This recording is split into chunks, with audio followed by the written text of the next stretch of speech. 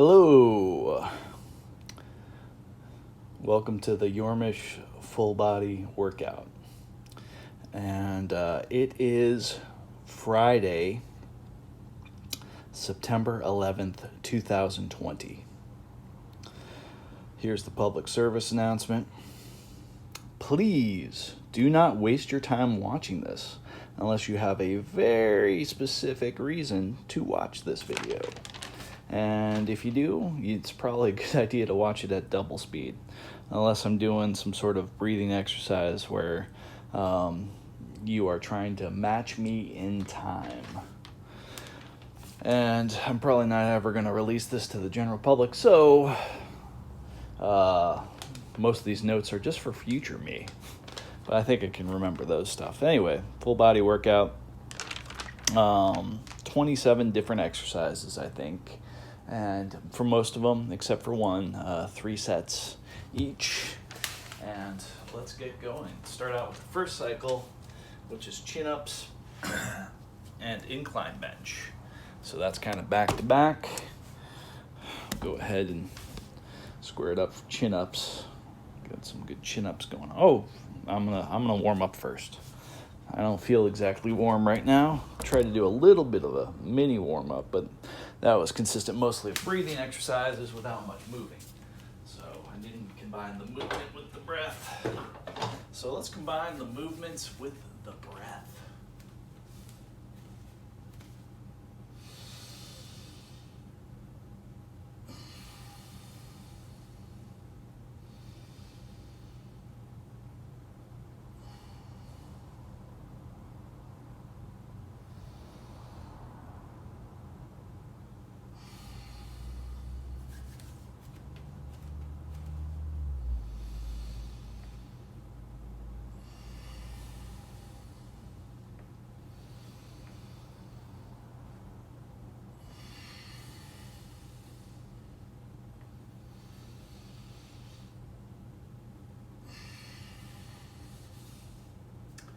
At first I was trying to match the breath with the movement.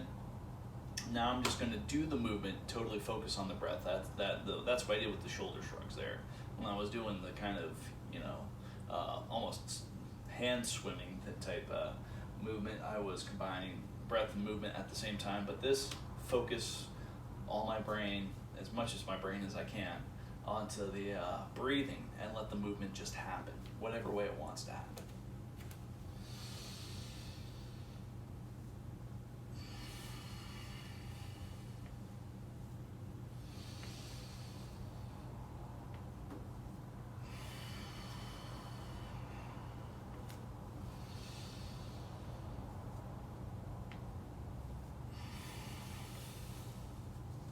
Three kind of deep breaths, maybe a pause somewhere in there, maybe a pause on the inhale, or maybe a pause after the inhale, maybe a pause after the exhale. Really not just making those breaths kind of feel good. All right, so.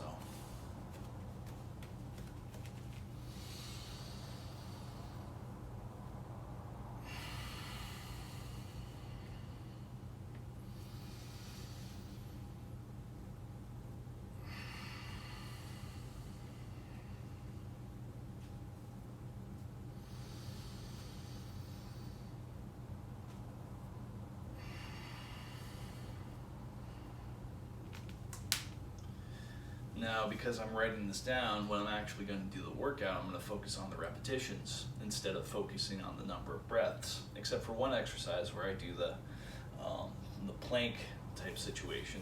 That is going to be measured in breaths, so that's going to be written down and focusing on the breath specifically.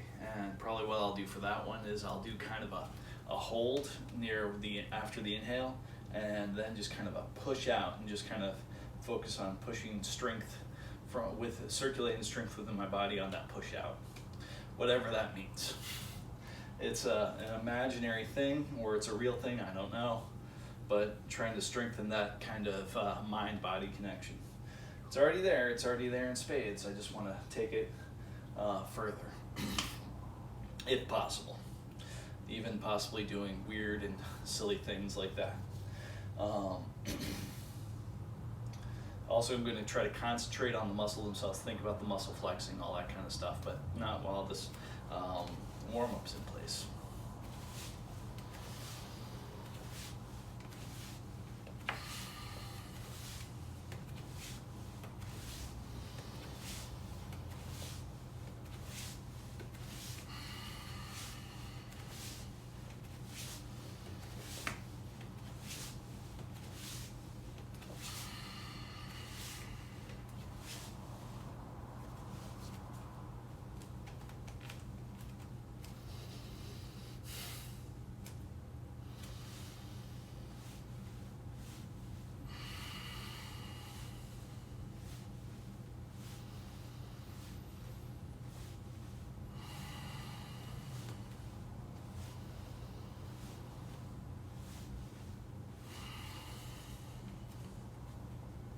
And the number of breaths, number of breaths that I'm trying to focus on is going to be 3. So 3.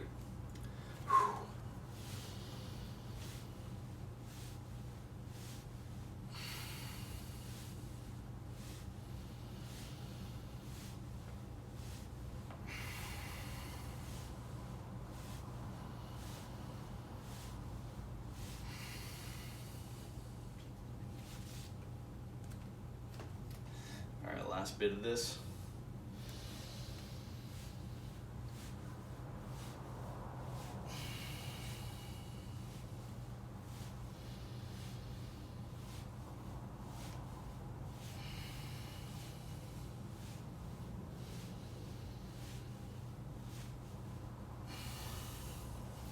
I like not focusing on the repetitions for this. There's something interesting about that idea. Focusing on the breaths and just letting the body do what it's been previously instructed to do.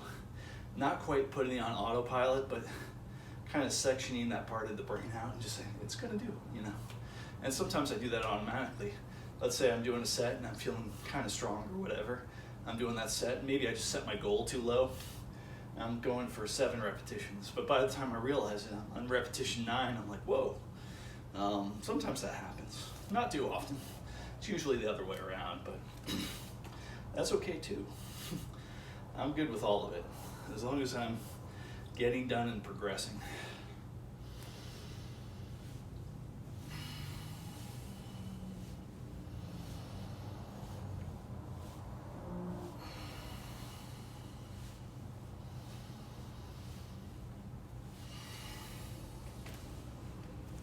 All right, so here's what I was thinking about right there. How to explain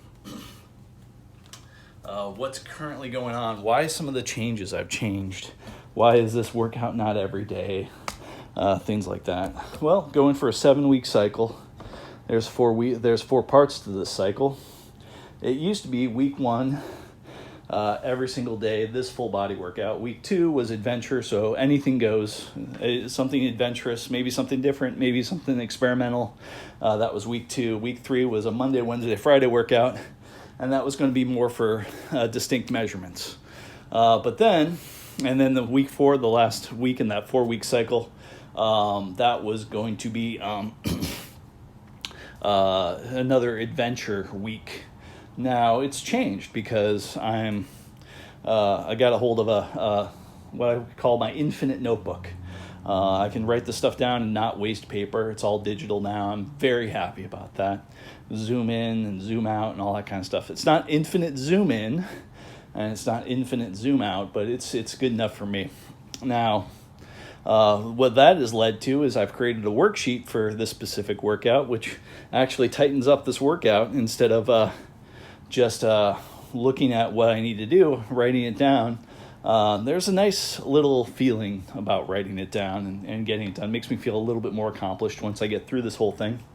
So that's going in there. So week 1 is being measured. Week 2 is being measured. Week 3.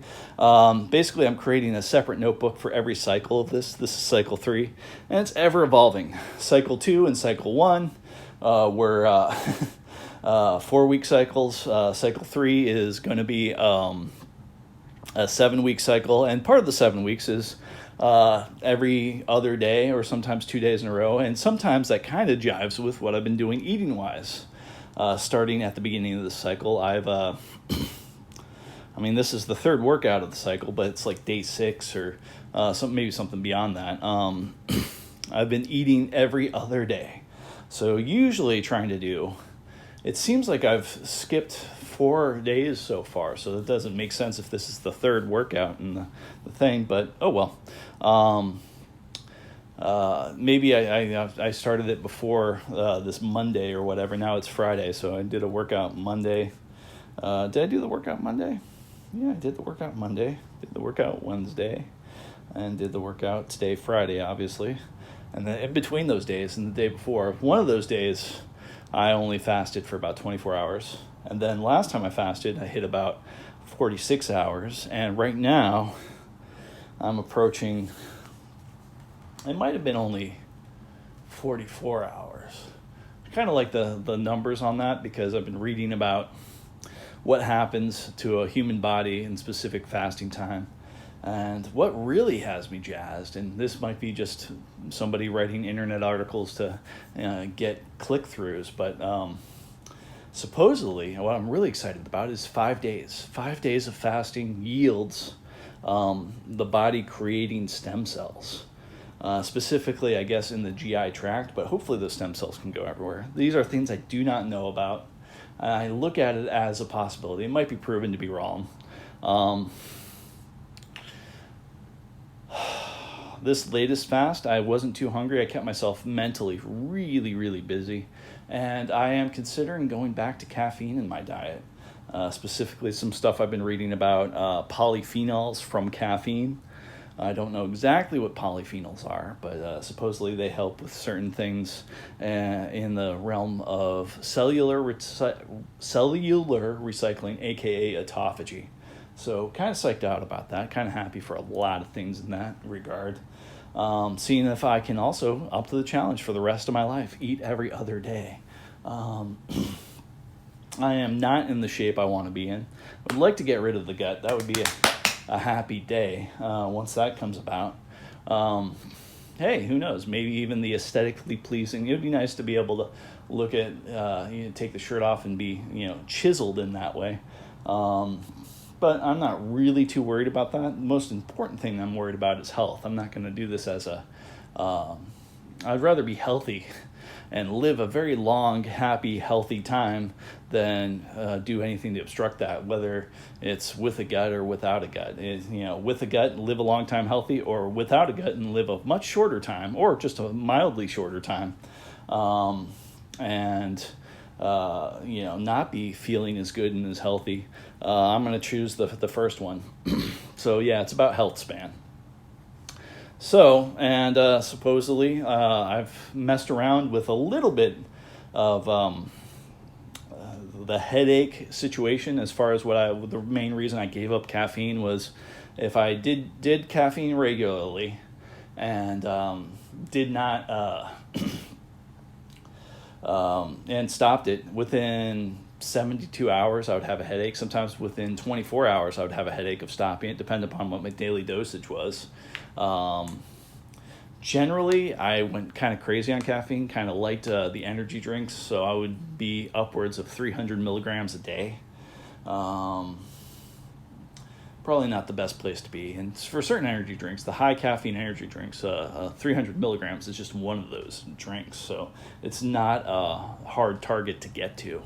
I'm going to reintroduce it and keep it slow. And I'm thinking maybe every other day, maybe in my fasting days, maybe that makes things easier for fasting. Or I think possibly I just get used to it and realize when I'm hungry, just focus on something else. And there is a lot of things in my life. The beauty of my life is as simple as it is. There are so many things I can focus on. Just pick up the bass and try to mess around with the bass line. Pick up the guitar. Pick up a lot of music type stuff. Pick up a video game. Lots of video games I have, and a lot of things I'm kind of working on, writing wise. So that is all. I could probably be, I could probably pause time and not leave this house for the next few years and always have something to do as long as I had electricity, and may not even need the internet. I'd like to have the internet though, but because I guess one of the video games I play is online and all that kind of stuff. So there is that, but I'm not hugely caught up in that. Other than trying to log in regularly, which is how they get you, I guess. But it almost makes me resent the thing. It's like, oh, you're wanting me to log in every day, huh? You know what? I'll log in and not play because you're trying to push that way. Just the pendulum balancing out and swinging the other way. All right. So enough about human motivations. Enough about me speaking, getting stuff out. And I'm kind of just leaning back and forth, switching around, feeling loose, getting that looseness running through my body right now. So this cycle is chin-ups. I'm going to try for like 3, and then we're going to do incline bench, and I'm going to try for a set of 7 on the incline bench, and just go back and forth. Go back and forth 3 times, 3 sets of each, back and forth.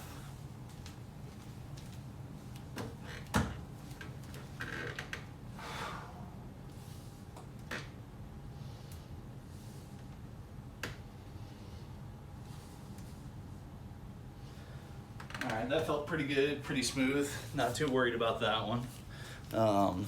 Nice little batch. I'm not going to try to break any records here. I got this for the long haul, and I know I want to have enough in the gas tank so I can go through and not feel like I felt like the last time.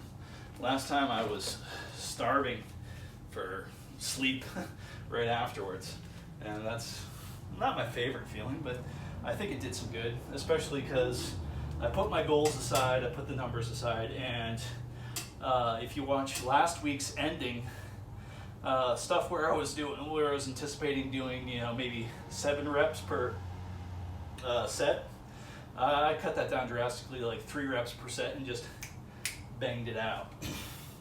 And I guess there's a cardiovascular benefit to that, so maybe I was tapping into that. I have no qualms about tapping into that today. I want to do this workout in less than 90 minutes if possible. But all of this talking is a big part of it. Now, the good news about this talking is this is part of the practice. This is part of me practicing communication and putting my thoughts together. The good thing about this is there's not the back and forth with another human being, so I can just kind of let the wild horse that is my brain just spew anything out it wants to and not feel bad about it. But already I can tell my throat is getting a little drier because I'm not used to talking this much. But it's also a great thing because in conversation, I'm trying to get rid of the word there too. In conversation, I have discovered throughout my life, listening has benefited me far more than talking. On the other side of that, me listening seems to have benefited the people I've been talking to way better than me giving advice in a lot of situations. So lately, the last several months, I've discovered, with certain people especially, I have this automatic reaction to give advice. And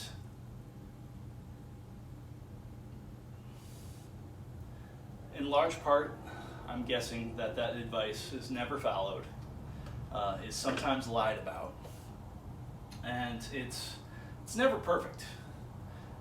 Sometimes it's too simplistic.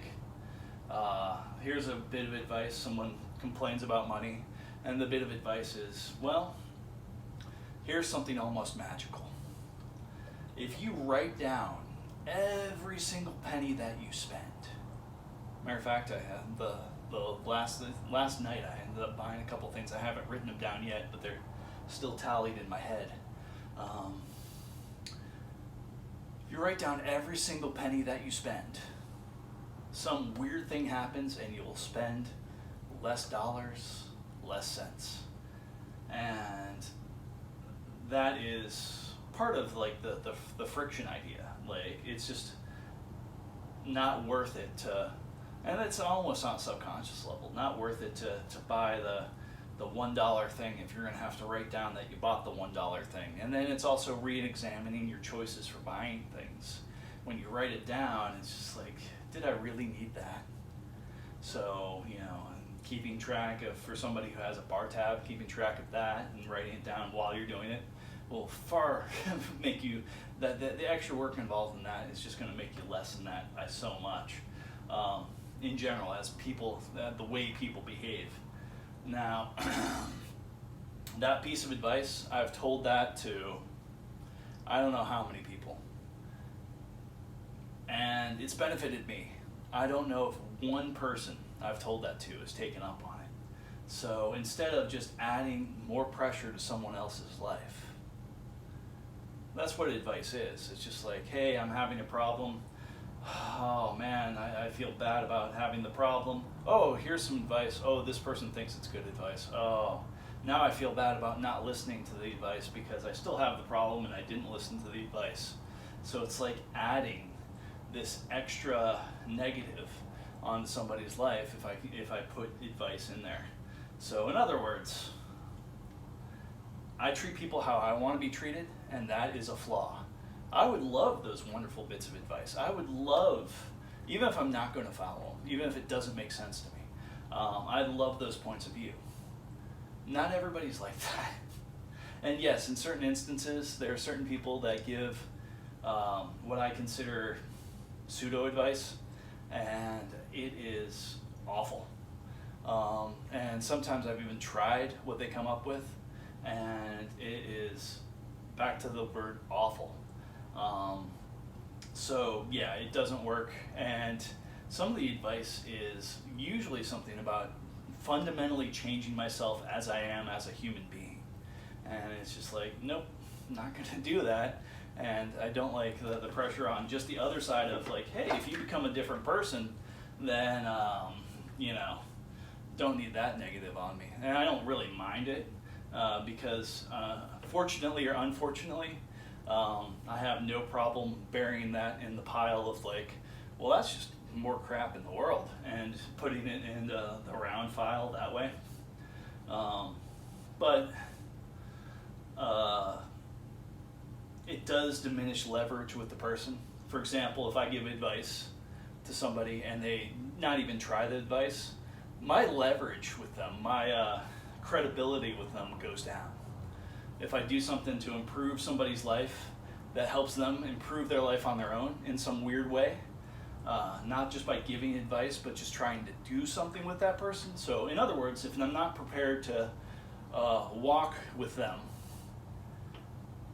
within that advice, you know, set up the phone and set up a document that's like, okay, we can set up this document if you want to monitor how much you spend, and if you want, you know, put in more every time you spend something, and the more often you use it, the better results you'll get. And I'll actually set up that document and kind of run through some scenarios and play with it and all that kind of stuff.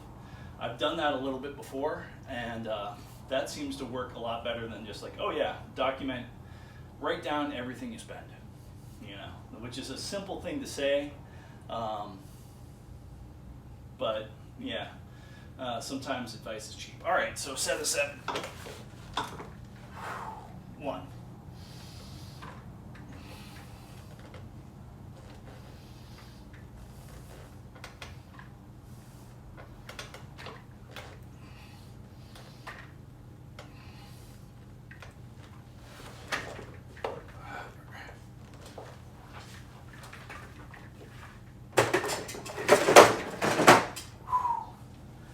And yes, I know that a lot of people complain just to cathartically get it off their chest, and they're not really looking for solutions. They're just looking for relief to get whatever's on their mind out of their mind. So there is that, and that realization. So a good question before I give any advice is probably to ask, do you want me just to listen, or do you want me to try to help? And that's actually a good way of framing that question, because try to help doesn't have the word advice into it. Try to help is actually going through and putting forth a solution and playing around with it, starting out that document, writing it up and putting it through its paces and making it something that removing friction from the process. Trying for a set of 3 on this.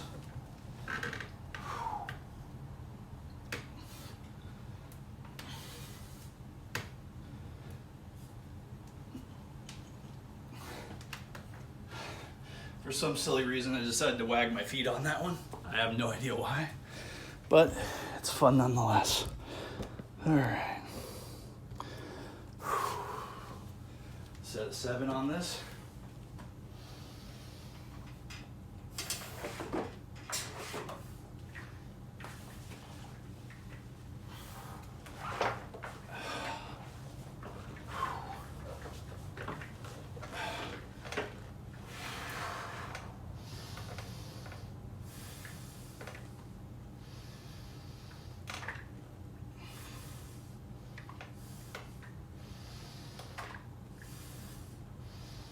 I'm going to try this one in the weird 30-second type thing. So I'm going to count to 30 while bringing it up. 1, 2, 3, 4, 5, 6, 7, 8, 9, 10, 11, 12, 13, 14, 15, 17, 18, 19, 20, 21, 22, 24, 25, 26, 27, 28, 29, 30. And 30 seconds on the way down, just to see how that feels. I've heard about it, but I've never tried the full 30 seconds. And that was a fast 30 seconds. Here we go. 1, 2, 3, 4, 5, 6, 7, 8, 9, 10, 12, 13, 14, 15, 16, 17, 20, 21, 22, 23, 24, 26, 27, 28, 29, 30. Let that just wash over me. That is a weird sensation. Yeah, not bad. I don't know if that does anything for me, but I've heard good things about doing a few of those.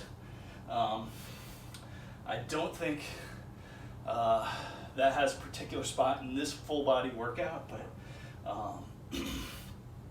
it might. Could be wrong about that. I kind of want to put that in its own little workout and really pay a lot of attention to it, like a set of, 3 or 4 of those, which would take about probably 2 minutes, and actually do it with a timer and maybe a little counter that's actually counting out loud. Maybe a recording of somebody counting with a fun voice, whatever that means. All right, so set of 3 coming up on the, definitely feeling the breathing,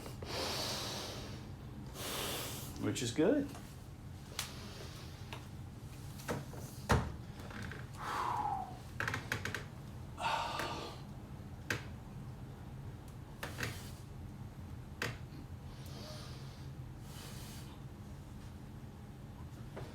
A little bit of momentum on the third one.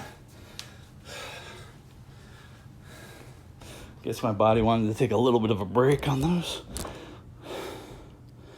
All right. Saw a video of someone just bashing out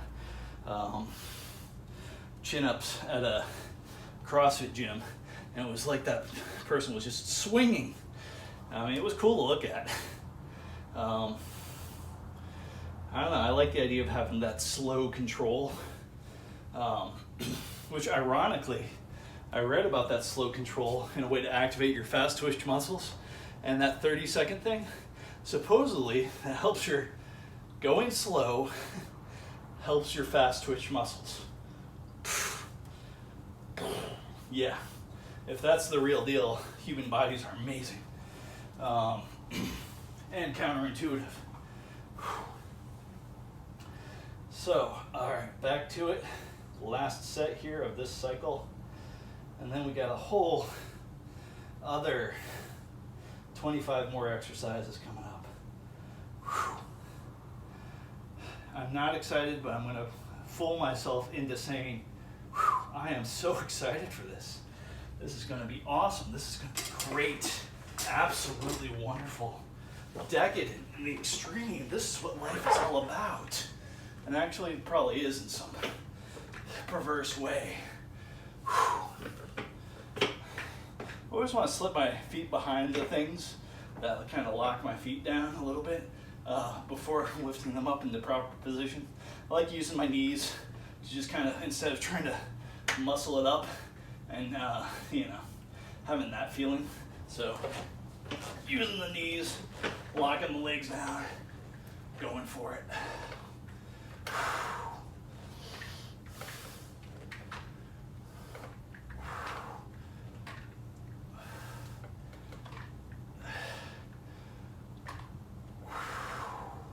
That should be 7. All right.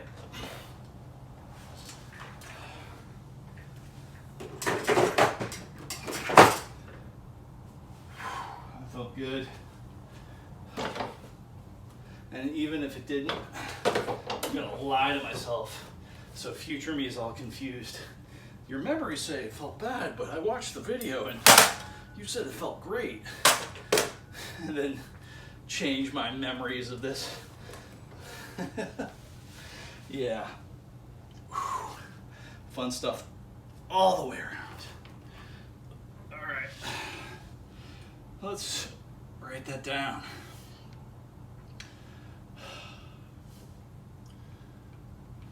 Forgot to write down the amount of weight I was doing on the incline bench. My bad. But I am going to write down the numbers of the reps. I used to write down the number of reps beforehand and plan the whole thing out and stick to the script, which was great when I was dealing with like somewhere between 5 and 10 exercises. Now it gives me an automatic break and a little bit of a water break to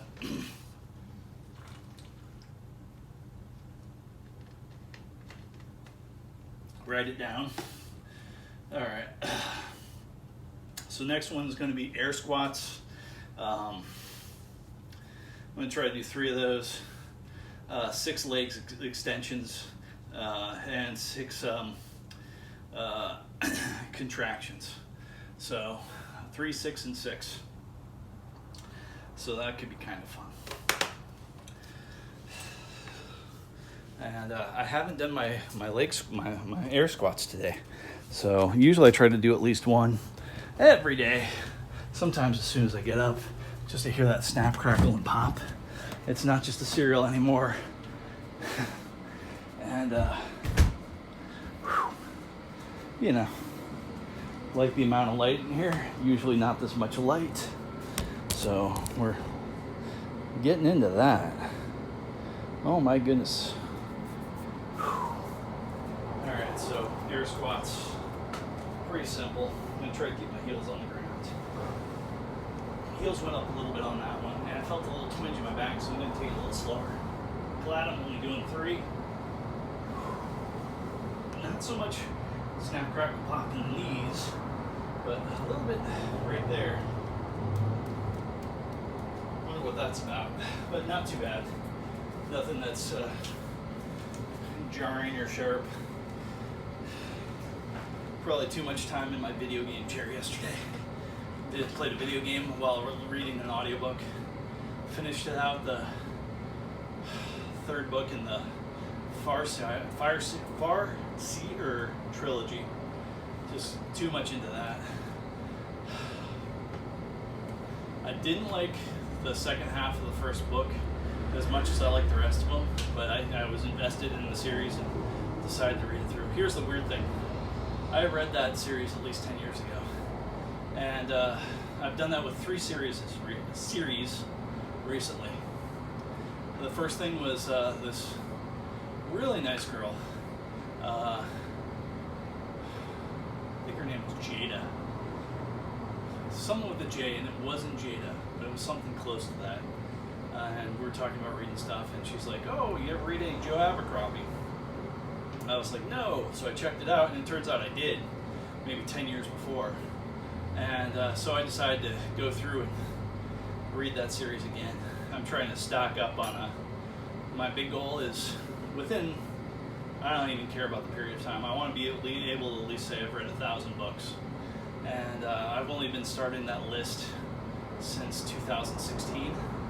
So sometimes if there's a book that's not on that list that's read previous to 2016, I'll reread it if it's good. Chances are I've forgotten enough about it that sometimes I'll look at it in a different way. I've heard that about a book I haven't read, which I probably should eventually read. One Flew Over the Cuckoo's Nest. Based upon your area of your life and what's going on in your life, that book contains different meanings, and you sympathize with different characters because of that. So I remember seeing an interview about a guy who read that book 3 times at 3 different stages of his life, and talked about where his sympathies rode with different characters. So yeah, but yeah, I've done that with maybe 3 series. The Joe Abercrombie series, which I don't know what the name of the series, but it deals with the Bloody Nine. Basically starts out with the Bloody Nine and ends with the Bloody Nine, which is a character. And then the marching through, well, actually it's called the Empire of Man series, which I found interesting. Empire of Man series, that was pretty good. That's 4 books. I recently reread those while on vacation, and that was great. There's a series of 3 books, and I've only read the middle book, but then while I was on vacation, I read through those, and that was not a fantasy series. That was the Peter Diamandis and Stephen Kotler books, Abundance, Bold, and The Future is Faster Than You Think.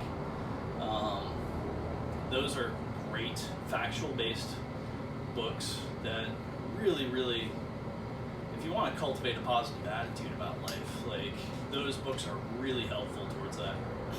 I wasn't necessarily using that to manipulate that thing, but I have a couple ideas that I want to put out there into the world, and things I want to build, and ways I want to make the world a better place for other people besides myself, and myself too. Not a big sacrifice person. I think if you're in a position to sacrifice, you didn't play the game right, you know. Because I think kind of like, hey, helping yourself so you have the ability to help others, kind of thing. But yeah, that's a huge part of that. And those books seem to kind of jive with that. And yeah, if you think the future's taking away jobs and all this kind of stuff, I love to believe that either 2 things are going to happen. We're going to eliminate all problems, which I don't think will happen, or our problems are going to become more elegant and more sophisticated, and more esoteric in some ways. And there's always going to be problems, and I think there is livelihood, hopefully, I could be wrong about this, there's livelihood and prosperity in being part of those solutions for those problems of the many in the world. And the good news is the more of those many that you help, the more potential for your upside to increase. So that is absolutely wonderful. Anyway, so besides all that, so the 3 fantasy series that I retreaded was the Joe Abercrombie fantasy stuff, the David Webb Empire of Man series, and the one I just finished last night, the Farseer trilogy. And I immediately, just right after finishing the last of the Farseer trilogy, just jumped into the Tawny Man trilogy, which is there's a trilogy, or I think it's a trilogy in between those, but doesn't deal with the main character from the first trilogy as much. And so I read the reviews. I'm like, what order should I read this in? And I just wanted to go right back with the character that I just went through 3 books with. So that was good. And starting out that was just, it's a breath of fresh air. It's a fun thing, especially while playing a video game and just absorbing it. I can't devote too much mental bandwidth to the video game, so I was just doing dumb things in video games, grinding if it were, you know, those kind of things, but still kind of fun. Anyway, that all being said, I love giving a status. Like, I figure future me is gonna really like looking back and like, instead of just watching me do a workout, be like, hey, what was going on in his life at that time? Well, this is all that's been going on. Also, back to the cathartic need to empty out your head and look at yourself as a fool, because if I'm saying foolish things, and it feels like some of this stuff is frivolous and foolish, but still enjoyable, and owning that, just saying, yeah, I'm a bit silly, but I'm on that path towards happiness, and sometimes happiness does exist for it. All right, so a set of 6 on this. 1, 2, 3, 4, 5, 6. That felt pretty good. I probably could do a 7th on that. I'm gonna do a 7th. There we go. Let's see if we can do a 7th all the way through on this. It's feeling pretty good. This other thing right over here, this is the interesting one.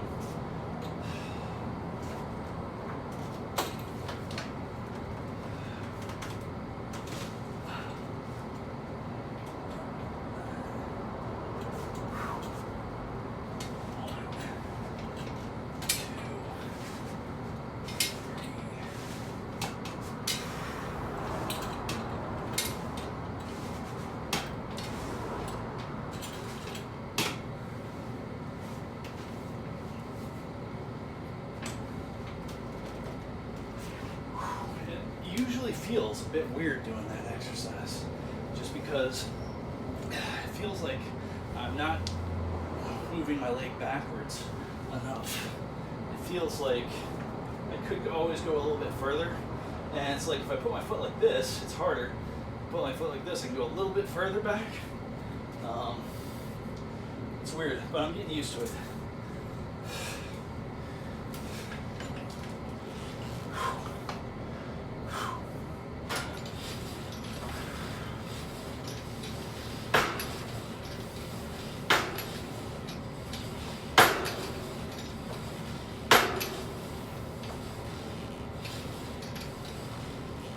Wow, just a flood of warmth comes through on that. And I've noticed with that particular exercise, sometimes the legs shake.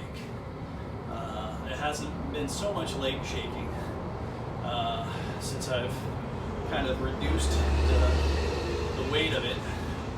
I've heard bad things about blowing out your knees on that specific exercise, so health, want to be careful, but still want to feel it. So still feeling it, not blowing out my knees. Definitely feeling the, is this quadriceps? Yeah, I think it's quadriceps. I think the quadriceps go all the way around because it's quad, you know. So front quadriceps maybe. It's probably worth looking at.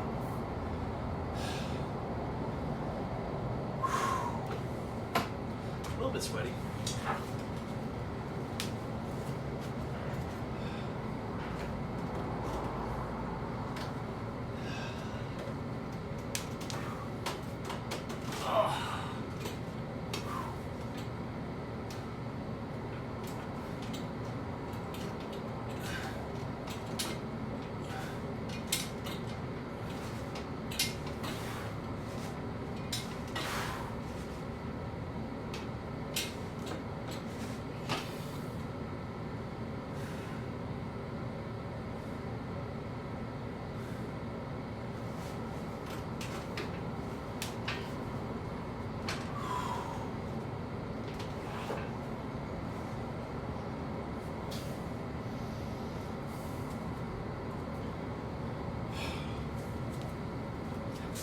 Forget the air squats.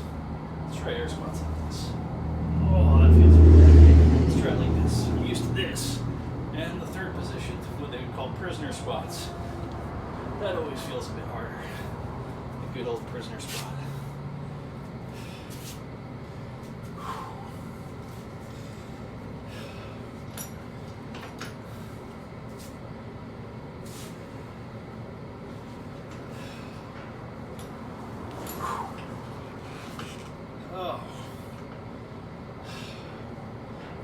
7 of these.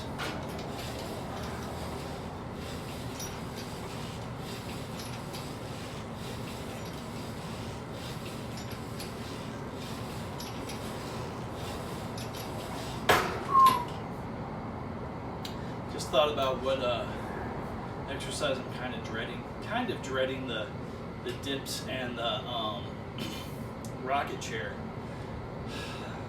So after this cycle, I'm just going to jump into that cycle and get that out of the way. And then after that cycle, I'm kind of dreading the,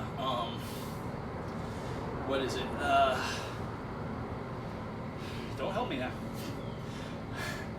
The inverted sit-ups, which I'm only going to do one set of, and the planks. Now on rocket chair and planks, I don't mind those. It's the exercise that comes before them. Specifically with the inverted sit-ups, getting in the inverted position and out of the inverted position, it just seems like a friction point. There's a lot of hesitation there. So I'm eliminating 2/3 of the hesitation by only doing 1 set instead of 3. And that 1 set is, instead of doing 3 sets of 1 or 3 sets of 2, because I'm dreadfully scared that, yes, and there's fear there, that I'll be stuck upside down because I won't have the energy to get back up. And I've gotten close to that point before. There's times where I've been gung-ho on that exercise, just go, go, go, go, go. And not having the energy to get yourself out from being upside down sucks. It's just not a fun place to be. So now I'm pretty conservative with that. And I only do like sets of 1 to 3, or unless I'm just doing 1 set, I might do a set of, 10. I think last time it was 10, although I was shooting for 13. Today it's going to be a good set of 7. I'm going to do a little extra, that little squeeze where you get the chest trying to go into itself instead of going forward. You're trying to go in. I'm going to try to do that as far as a stomach squeeze goes while upside down. And yeah, sometimes I have to keep my pants from falling. These pants are actually pretty good for that, but keep them from falling too far below the knees, I guess. I grab a little bit of that, and that gives me a little bit of help on the upper side. Try not to use too much of it because it is a bit of a cheat. So try not to grab, but put the thumbs outwards or upwards, and that seems to kind of prevent a lot of the cheating right there. If I think thumbs out instead of thumbs down, it makes a little bit of a difference there. Set of 6 on the contraction, leg extraction, leg contraction, extract, contract. Funny thing is, I found like a piece of wood, put some C-clamps on it so it stays in here, found the foam, and then I found the original piece, and I still like my Mickey Mouse solution onto that, although I probably should put 2 more C-clamps on there to make sure the foam pieces stay on there. A little bit better than they have been. Set of 6.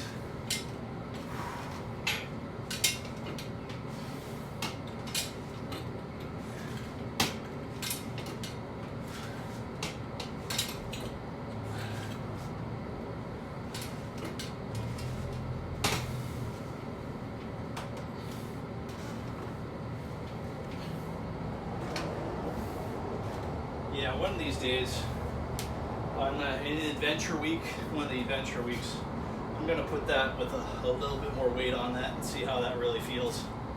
Make a good feeling out of that one.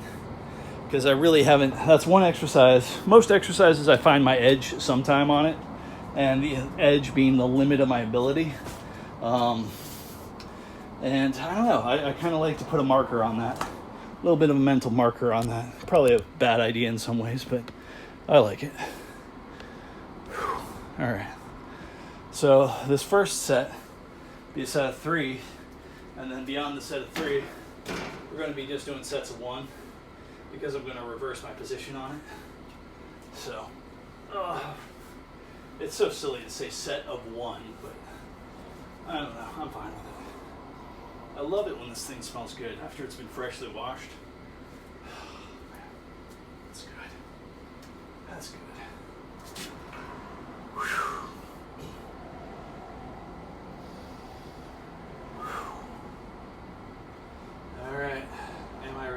Yeah, I guess I'm ready.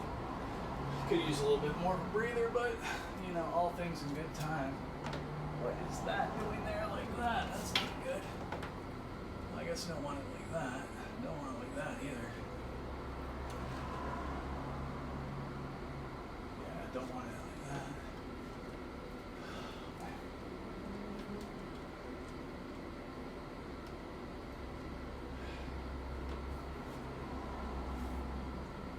I guess that's fine there like that.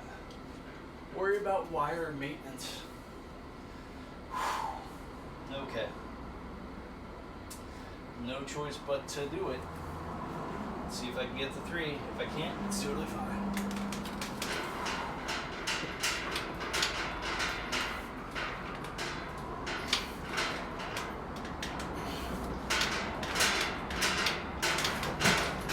Did 4, just in case. Just to make up for only doing 1 this way, but yeah, going like this versus going outwards, you know, that kind of thing. That's different, and that feels a little bit weaker, but because of these spots right here, I gotta do a little bit of outward thing when I'm facing this way on the dips. I guess I could just turn around, but what's the fun in that? Rocket chair. I'm only gonna do a set of 6. 1, 2, 3, 4, 5, 6. Now here's the weird thing. Repetition number 5 on that was, how should I say? Je ne sais quoi. Straight legged, toes straight up.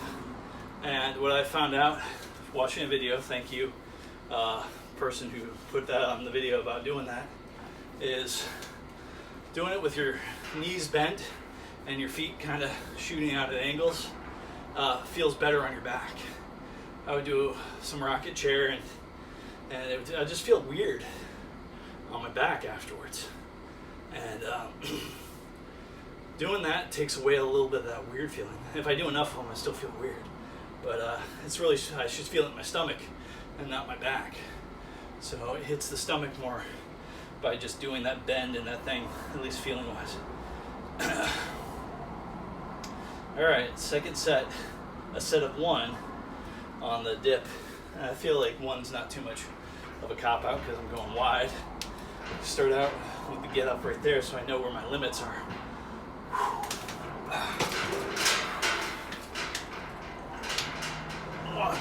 Might do 2. 2. Started out nice and wide, and that felt like a good position. Next set, I'm only going to do 1, but this. So it was going to be 3, 2, 1. Now it's 4, 2, 1, which I am fine with. Although, even though it was a set of 2, still felt that. I guess it doesn't take much for me to feel it. It's toasty in here. I almost want to jump in the cold shower right now and just feel that juxtaposition. But the friendly towel, and you don't want to follow me in there, do you? Nah, I didn't think so. That's way too much time. Don't want to stop the video.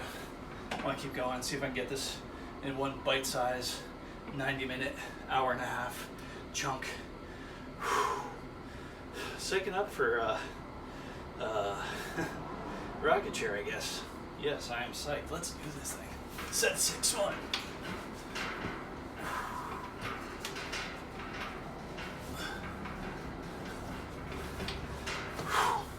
Set of 1. That's as low as I can go down. Really tried to maximize the depth of my lowness. My lowness. Maximize my depth on the dips. Dip depth. Depth for dips. Sounds like a manual I should write about something. Depth for dips. All right. Dips for depth. Whichever way, it means something interesting. I gain philosophical insight when I'm doing dips, which I don't. But let's pretend I did. And then it's dips for depth. All right, so we're writing down the air squats at 3. Man, I'm so sweaty. I don't want my palm to touch this thing. My leg extensions were 7. That was 3 sets of 7 right there. Leg contractions, get that at 6.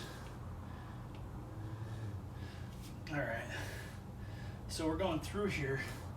What did I not want to do that I did do? Dips and rocket chair. Got that out of the way. So the dips, I think I did a set of 4. I'm gonna erase that. 2 methods of erasing on this thing, it's great. Just like undo, there's an undo button. Pieces of paper don't have an undo button, they have an eraser.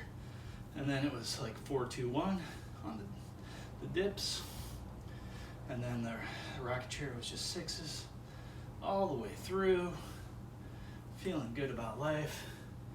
I am going to do the inverted sit-ups and the planks right now, just because, yeah. And then after that, I'm going to go back through and do the normal, whatever, sequence. I feel like I should change the sequence because I just dive into whatever I'm afraid of sometimes. And it's not really a depth of fear, it's hesitation and discomfort. None of these things I'm really afraid of. If I'm really afraid of an exercise, it's not going to be part of this list because it'll just it'll poison the well for all the other exercises, and I don't want that hesitation ringing in my head. I want to kind of build this and feel strong, you know. And sometimes doing lightweight and low reps, but doing a lot of different exercises gives you that strong feeling. So also after that's like, I did it and I kicked its ass, you know, that kind of thing. Although every time I finish this workout, I'm not the one that's doing the damage. I'm not feeling, I'm feeling, you know, a little bit tired. I'm not going to use the word defeated, but I'm going to say I don't feel like a conquering hero by any stretch of the imagination. But I should, because I should focus on the fact that I got through it instead of I did it with lightweight and low reps. So it's the accumulation. It's all the tiny sticks that create a big bundle. And we're not going to use the word for that, whatever that word is. All right, so, oh goodness. All right, so let's go right to inverted sit-ups and planks. I'm gonna do that right now, and this is probably a good time to do that right now. Oh, also I'm gonna reload the water because that's important. A little bit of sippy.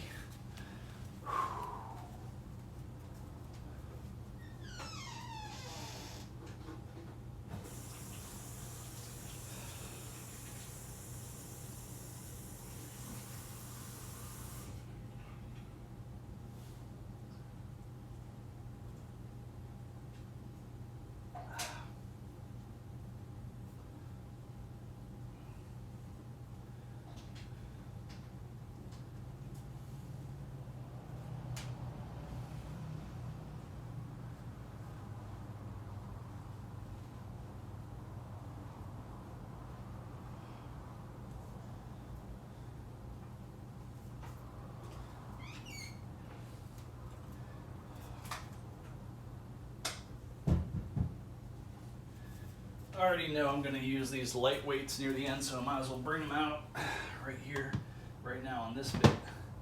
There we go. So you guys are set up for that. Thank you for volunteering. I know I volunteered you. All right, so incline, nothing incline, inverted sit-ups, upside down sit-ups. Gets stretchy enough, and it's autoerotic inverted sit-ups. Anyway. Oh, goodness. It's always kind of nice putting these on and then getting through the whole path of getting upside down. Getting vertical, I guess. Maybe, I don't know.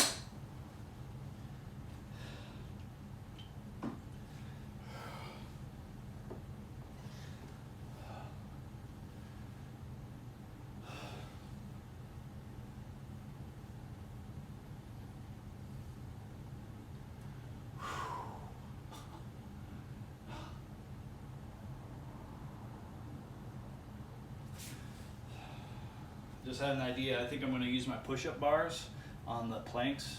I don't know why. It just seems like a fun idea. So maybe it's an excuse to bring my push-up bars out there because I already brought the light weights for the lateral and frontal raises.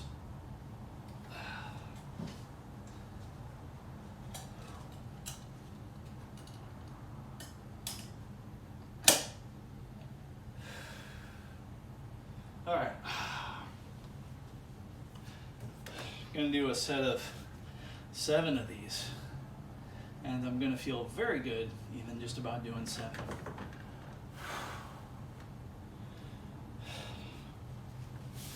I'm going to try to eliminate some of the swing when I go backwards. Make it nice and slow. There it is, not too much swing. Sometimes I just dive into it and swing too much. 1, 2, whistle, 3, 4, 5, 6, 7. All right. A little bit of a stretch there. Feels good on that end.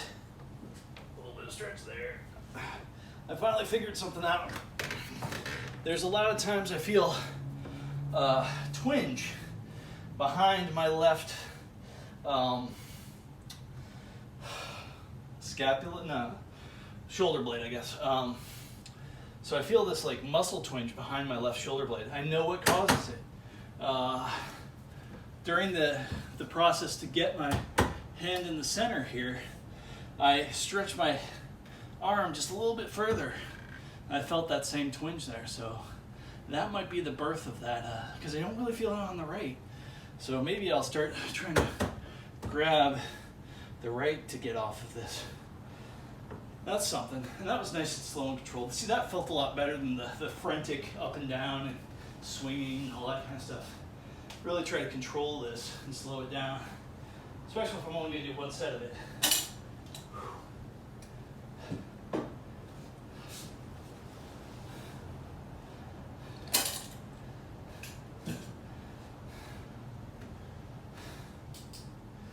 What did I say? Where are you? Push-up bars. All right, so push-up bars for planks. Thank you very much. All right.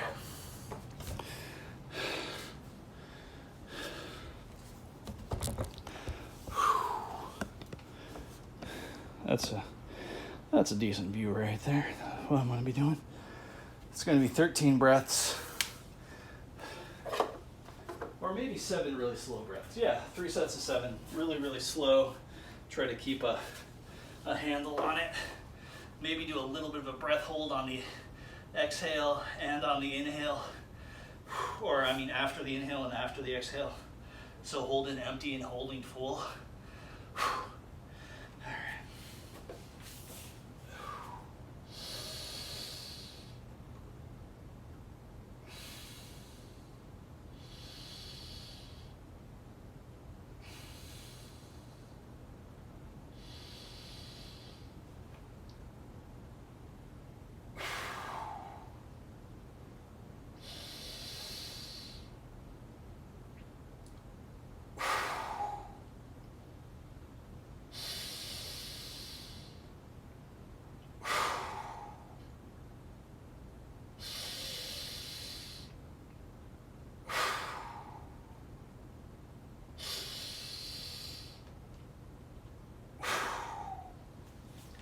All right, so what was going on there is usually with the breathing pattern, it's usually there's not a lot of pauses like a natural breathing pattern.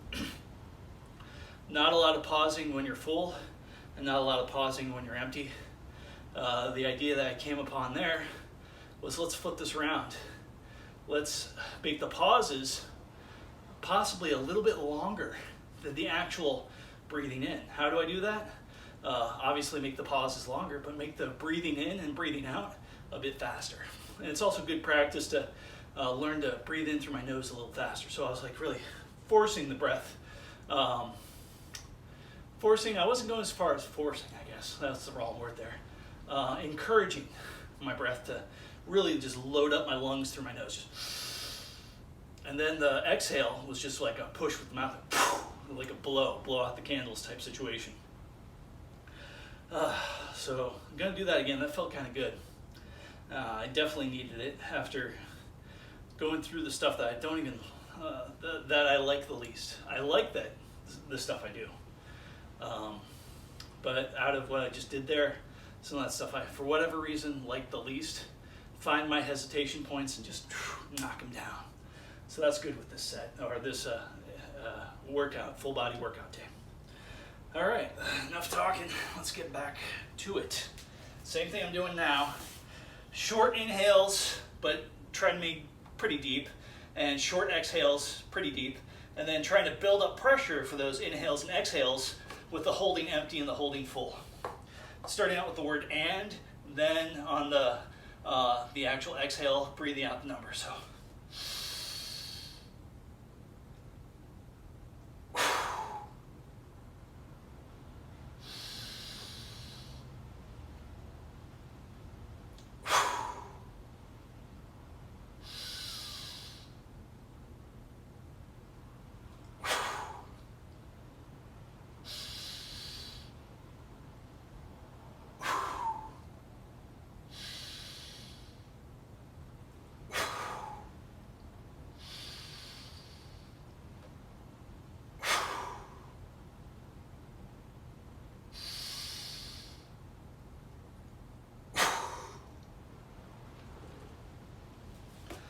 Okay, now one thing I'm glad about is choosing the number 7 for the number of breaths, because if I was originally going to go with my original plan, if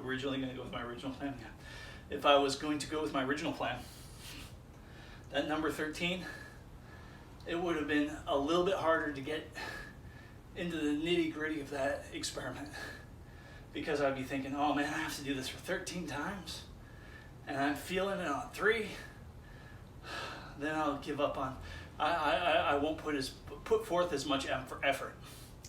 Now that might be conscious or subconscious, but when it's a small set of reps, you're just like, it's only 7.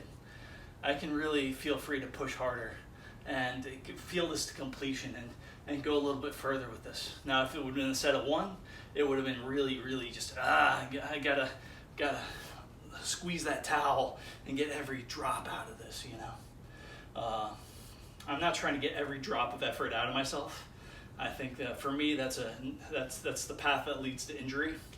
I've been there before, and that's another thing I fear, going too far.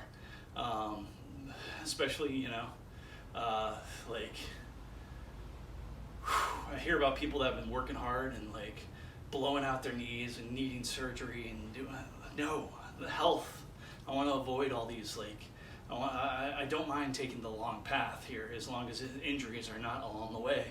And so, you know, doing a lot of what I can and taking it easy, but willing to take that long path so I don't get that whole injury thing. And also the breathing exercises and all that. It's all towards health and goodness. Today I did some really good breathing exercises right before doing this, which reminds me, during the push-ups near the end of this, I got these push-up bars, which is good. I'm going to do my first set of push-ups without any breathing. I'm going to do it with an empty hold, and I'm going to do somewhere between 7 and 40 breaths, kind of fast, and then just jump right into it. So it'll be a set of military press, and then the breathing, and then right into these guys right here. So speaking of that, I think this is going to be the 3rd set of this. Feeling good about it, feeling like we're playing the game to win in the long haul. It's what was his name? Another book I read, Simon Sinek, with his Infinite Game book. That was pretty good. I like reading a lot of his stuff. And back to the stuff that I want to be a futurist. I feel like I'm a technocrat and a meritocratist. as far as like, what political leanings are you? You know what helps life the most for the most people? Technocracy and meritocracy. And a distant third, to a certain degree, transparency. So it's like technocracy, meritocracy, and transparency, but that transparency is a distant third. Important in some cases, but also possibly embarrassing and diminishing of progress in other cases. But by and large, it seems to be better. Okay. All that being said, let's go ahead and do. It's amazing how I work breath exercises into almost everything I do, be it drums or video games or loading screens on applications and video games and stuff like that. It's like, oh, it's an opportunity for a breath exercise. Or even conversations. Sometimes trying to listen for the person's breath and create a breathing exercise out of mirroring and seeing if I can use their breath as a pattern to predict what they're going to say next. Doesn't really work. It is kind of surprising, but it's like you have to have a thread pattern. Like, this is the subject, this is the person's emotional, what they would call affect, I guess, but the emotional place they're in emotionally, and this is the breathing that cuts through it, you know. So a weird mental model that, as far as I know, nobody else uses, but I came upon that mental model in certain ways as I was a little kid, and without using the words like mirroring and stuff like that. Okay. Wow, a lot of stuff coming out of my head, but I love it when I give my brain free rein just to spout out all the silliness. That way, hopefully, like, I had a conversation with a friend of mine this morning, and I just basically told him, he knows me well enough where it's just like, listen, I'm in the world of Yourmish silliness. I'm going to be saying some weird stuff and just silly off the top stuff.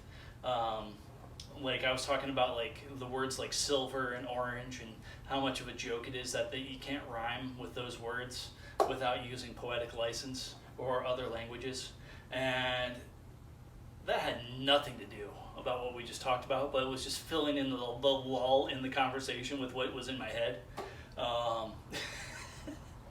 So yeah, and I warned him about it. At least I had enough like knowledge to be like, yeah, I'm talking silliness right now. So before I go too deep into that, I probably should just be thankful we had a good conversation and talk to you later.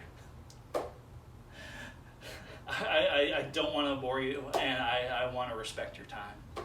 So, you know, I want to respect your happiness and your time, and I feel like this conversation, it might be fun for me, but it's of no benefit to you. So, and he was gracious about that, as he always is, a gentleman and a scholar, and a really great comedian. So that was good. I hope him so much success.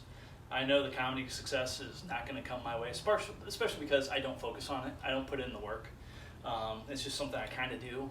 That's like, you're afraid of it, so do it, you know. And also, you're writing a book where the main character is a comedian, you know. Get up on stage a bit. And none of the scenarios that happened in his book has ever happened to me on stage and all, or, you know, some of the personal scenarios. But yeah, that book is great. The ending is like, there's things in there I need to plug in all the holes. I need to kind of investigate in what's going on in that world and just like channel it through and type it up. But man, I had no idea it was going to go that way.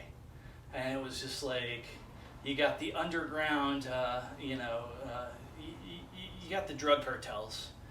It's basically the theme, one of the themes. There's a couple themes in the book, but one of the themes is kind of like, hey, what if there was a new drug that did a lot of good things and had almost no negative side effects? Oh yeah, by the way, the drug also links to telepathy between people while they're on the drug. Oh yeah, and by the way, the drug is only organically manufactured in 6-inch long palmetto bugs that you have to eat while they're alive. in order to get the effect. And oh yeah, they only grow in a very, very nitrogen gas rich environment. So you have to have a special terrarium set up to propagate these bugs.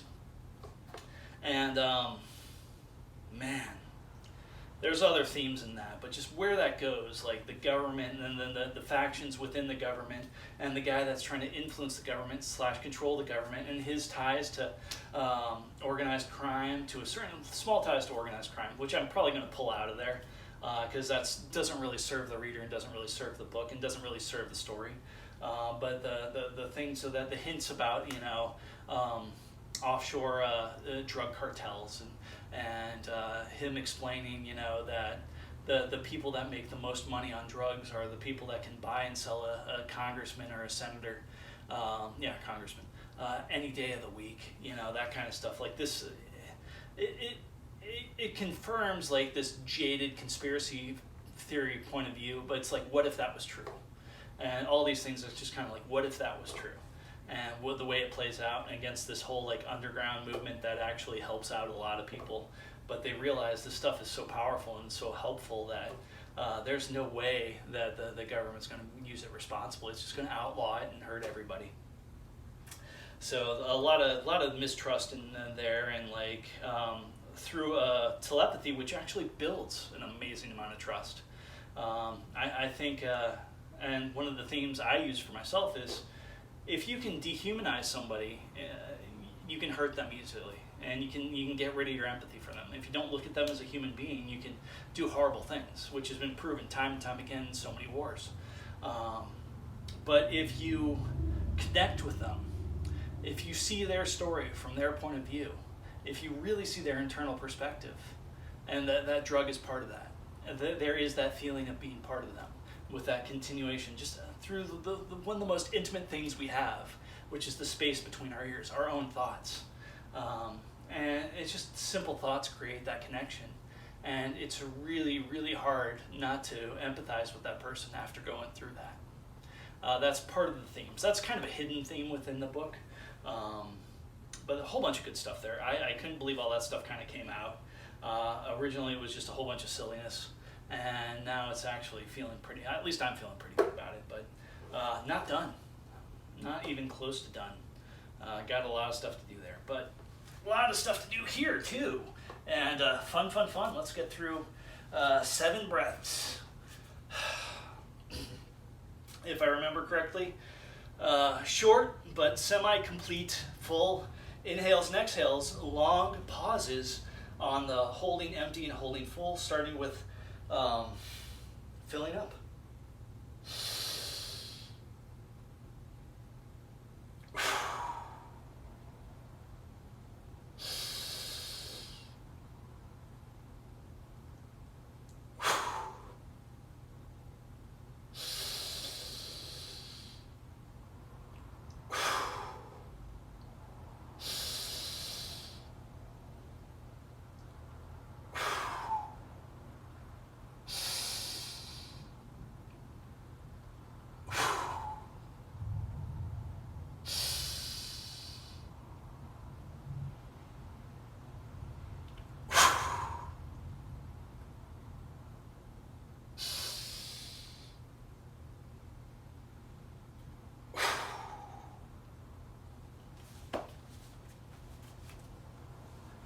All right, I'm not so sure about that jolt that I was getting on the inhale and exhale. That felt kind of natural. I don't think that was prescribed, but I think that was part of my gentle cajoling to like, hey, the breath needs to be moving faster, guys. Let's do this. Yeah, that was something interesting. All right. Gonna use you again later. All right, so let's see what we got. We're knocking it down, man. Now it feels like it's all downhill from here. All the stuff that I have very little friction with is happening at this juncture. So that's good stuff. All right.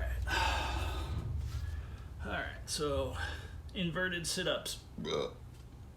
That was a set of 7 if I remember correctly. And then there was no sets after that.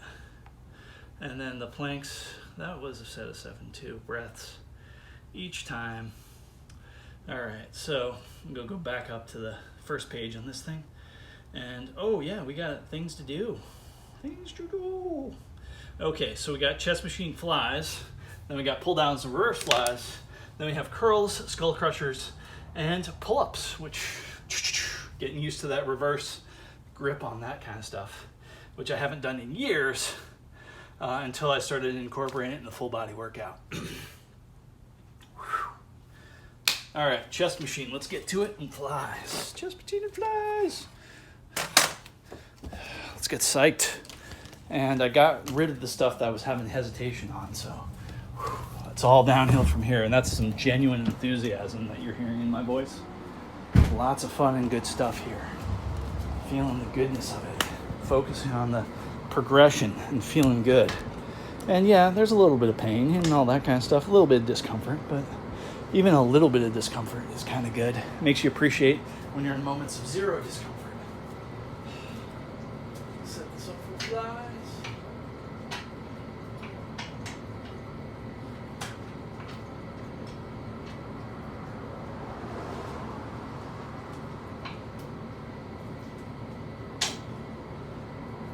That's a little too far back.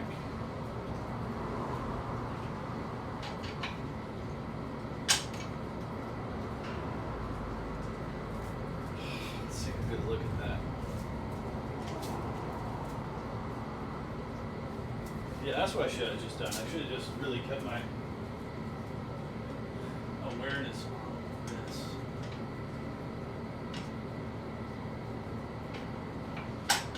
Because I know I need it on the third hole. That way it's in the proper place so I can just make that switch. Alright, for this I'm going to be doing 13 and 7 and for 3 sets, and then I'm going to switch around, turn around, and do the pull downs 13 and 6. It starts out with the chest machine.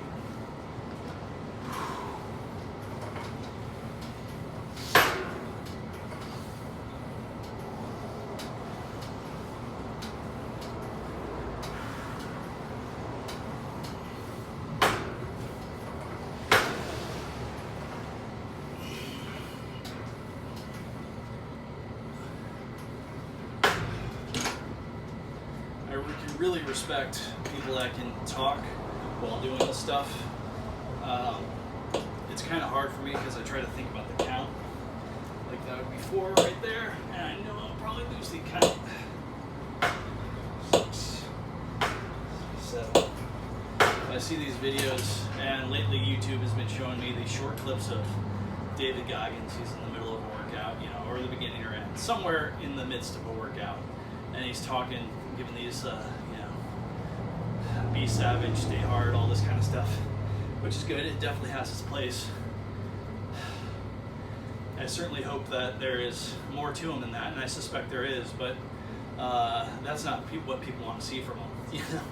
They want to see this, stay hard, be a savage mentality, which I think is there is as long as it's done in a positive, good way and progressive way, not tear your enemy apart type way. Or if you tear your enemy apart, do it the way he does it, take their soul, but don't actually, they don't even need to know that their soul is being taken, type of situation. So more positive than there is negative, the world becomes a better place type of situation. Anyway, where was I going with that? Anyway, so seeing him do that, and I think he's at the point where he's worked out so much in his life. It's super intuitive. He can just probably talk and do a workout, and his muscles will be like, bing, and he'll be like, nah, you still got 40% left in you, and he'll push it out, and he'll be like, okay, it's the next. I don't imagine that he drives himself to failure every single time, although if anybody in the world does that, I think he would be one of the candidates as far as driving yourself to zero every single time. The body fights a lot, and the brain too. The brain before the body, strangely enough, seems to fight a lot before getting to zero. That's not a fight I'm taking on today. I'm without trying to push my edges. But every now and then, if I know it's like, hey, I just got one exercise and I am going to do it till hell or high water, yeah, like that might be an interesting time to find your edges. Burnouts too. Burnouts are a fun way to do the edges, especially burnouts in here where it's nice and toasty. And did some burnouts with this. I didn't think I'd go through the full stack, and I went through the full stack on this thing. Now the stack on this thing is honestly not that heavy, but it felt like a real accomplishment. But that was the only exercise I did that day. And yeah, I was a wet noodle afterwards. So, take that as you may. So yeah, I'm thinking finding my edges, and that might be adventure week for this week. I thought about this morning, so I'm gonna put it down on video, note it to myself. Next week, not next week, the week after next, because it's 2 weeks of this, and then 2 weeks of adventure week. And I think the 2 weeks of adventure week are gonna be not just every day, but several times a day. Do a set of chin-ups and see how many chin-ups I can clock in by the end of the week. I weigh a little over 200 pounds, so what I'm going to do is this mathematical formula, which will be towards the second week in the second evolution, which is adventure week. So that'll switch out from chin-ups, it'll switch out to, I was going to say dips, but I'm not going to do dips. I'm not going to say push-ups. It was something else I was thinking of. It was military press. I'm going to be doing military press. So I'm going to be doing back and shoulders, and just going to really give this part of the body, some much needed attention. Probably, hopefully, go to a next tax bracket on that. Really seeing where my edges are on that, and through both endurance and heavy weight. On the shoulder press, but not so much heavy weight on the chin-ups, because it's just what I weigh. So maybe by that time I'll be exactly at 200 pounds, and that's where the mathematical formula comes in. My goal is going to be at least in that week 100 total chin-ups. Doesn't matter how I get them. If it's 100 sets of 1, I'm fine with it. If it's 10 sets of 10, I'm fine with it. If it's one set of 100, I will be amazed. And I know it's probably not going to be that, and I'm 99.99999% certain it's going to not be that, but whatever it is. And I'm going to take that number, I'm going to multiply that number, whatever it is, it's going to be some number above 100, and multiply that times 200. And that's going to be like pounds of weight moved. And then I'm going to try to reverse that equation into pounds of weight moved towards military press. See? A little bit of fun math in there.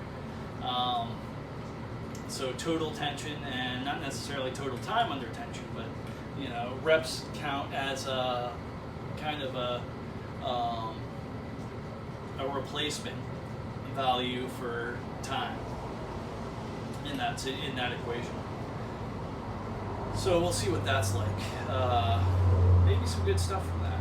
I think I'm on the second set here, so enough talking. But yeah, that's going to be not next week, but the week after and the week after that. So 2 weeks from now, not next week, but the week after, going to be getting that chin-up on.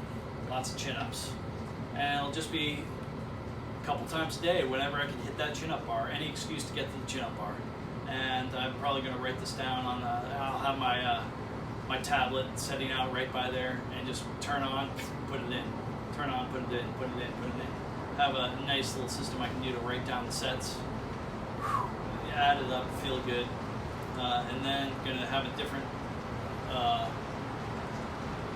that's an interesting a different kind of writing down system a little bit for the military press. Chances are I'm just going to use one set of weights or one setting on my dumbbells for that, and just going to push through, and maybe figure out ahead. Obviously I'm going to reverse the equation ahead of time on what I need to do, like how many repetitions of military press I have to do to equal that same number of pounds moved by this muscle or these muscles. So that's why it's adventure week, One.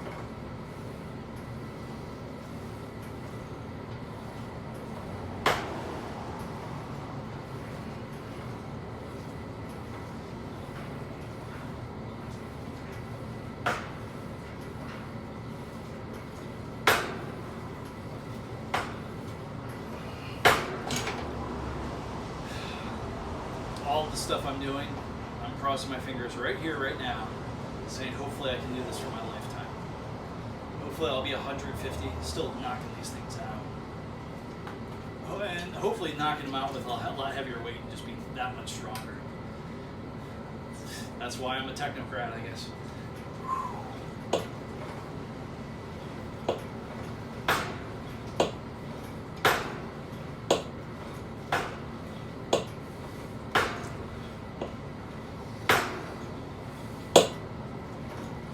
A little bit of a squeeze there on the end. I'm going to do another squeeze right now just because do one hand at a time. Get that fullest range of motion right there.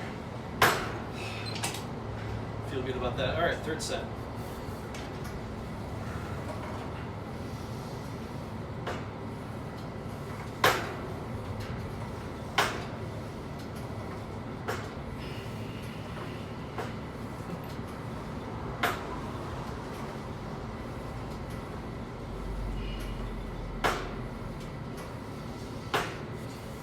Really feeling that.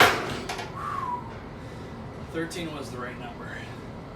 Especially now that it's all downhill from here.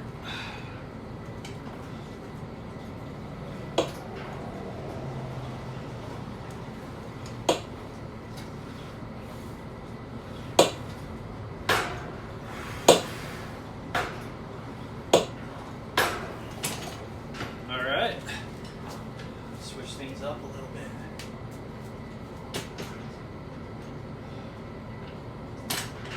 Don't even need to look at it to set this up right.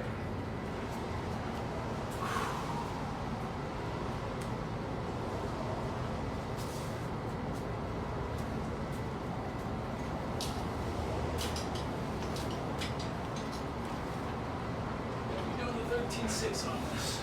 Whoa! Did it.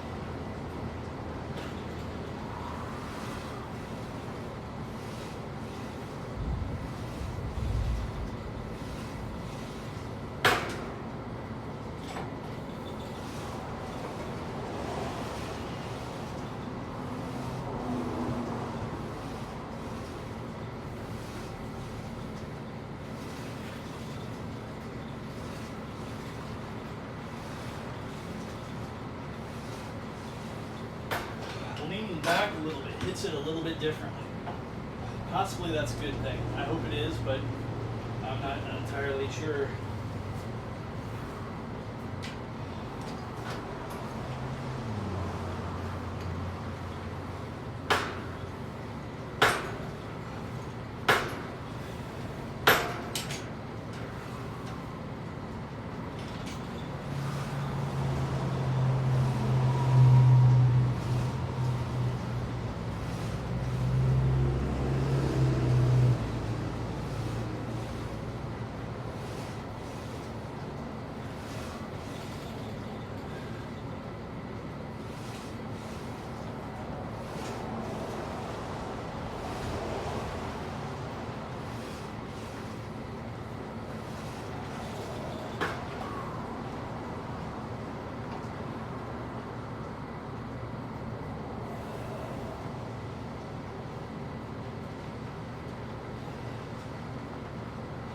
Tonight when I eat, there's going to be some milk involved.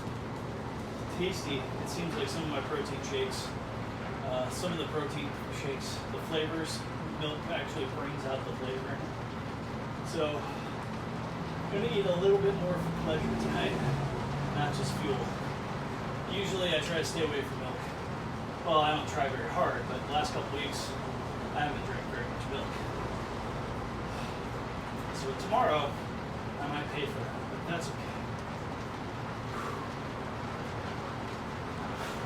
instead of 6 come up on this.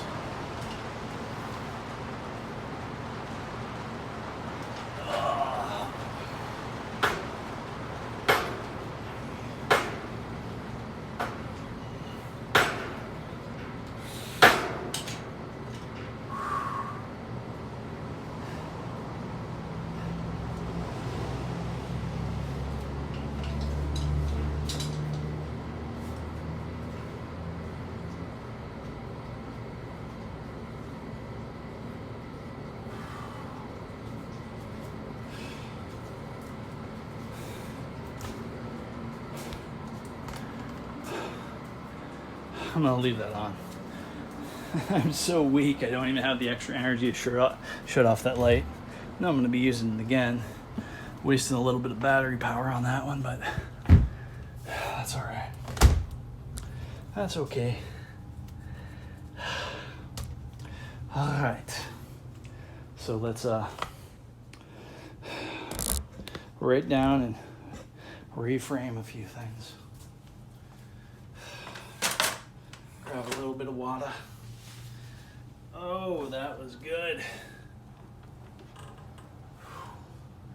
The chess machine, that was on the 13th level right there. That pull down, that was 13 all the way through. My writing is horrible right now. First, because I'm not using my palm, don't want to get a whole bunch of sweat on this thing. Even my palms are sweaty.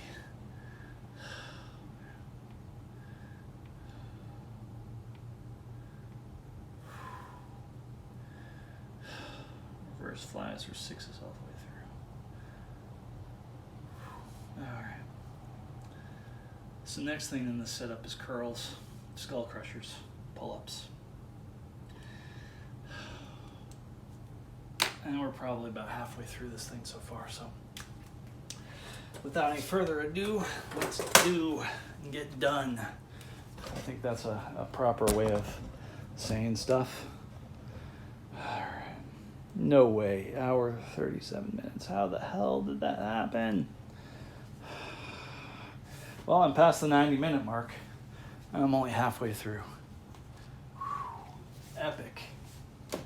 Epic, soul-destroying stuff.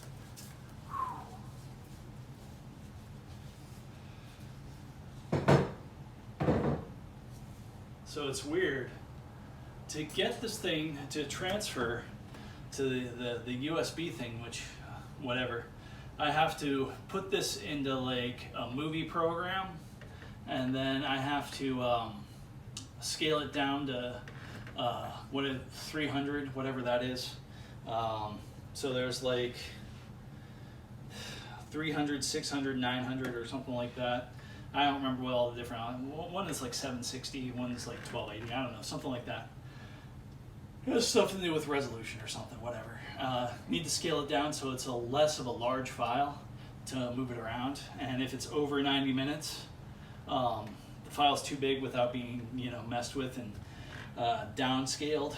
So I do the downscaling. Hopefully, I still have, as of right now, I'll have 3, including this one, to put up online, just to myself. The way I'm doing it is, I probably shouldn't say this, but I'm doing it as a private thing, and then maybe eventually some switch will flip in my head, and it'll be like, yeah, you can show the world this, and I will, and realize that nobody cares, hopefully. Or if they do care, it cares in a good way. So hopefully no negative repercussions, just positive. Or the positive outweighs the negative. I'm not going to be, delusional and think there's no negative in anything, But yeah, hopefully the good will outweigh the bad, and especially for me, because I'm the one doing this, that I'll flip that switch, and maybe there'll be a whole bunch of videos just knocking those things out, and all these weird mental thoughts, all these weird thoughts that I have don't need to be redundant with the word mental thoughts, because where else are my thoughts really coming from the most part? Well, maybe my gut. Anyhow, so someone will see someone who may be an avid, first-time caller, long-time listener type situation, skips out on some of those videos because it's like, I don't have time to watch 20 videos, that kind of thing. But alas, let's do this.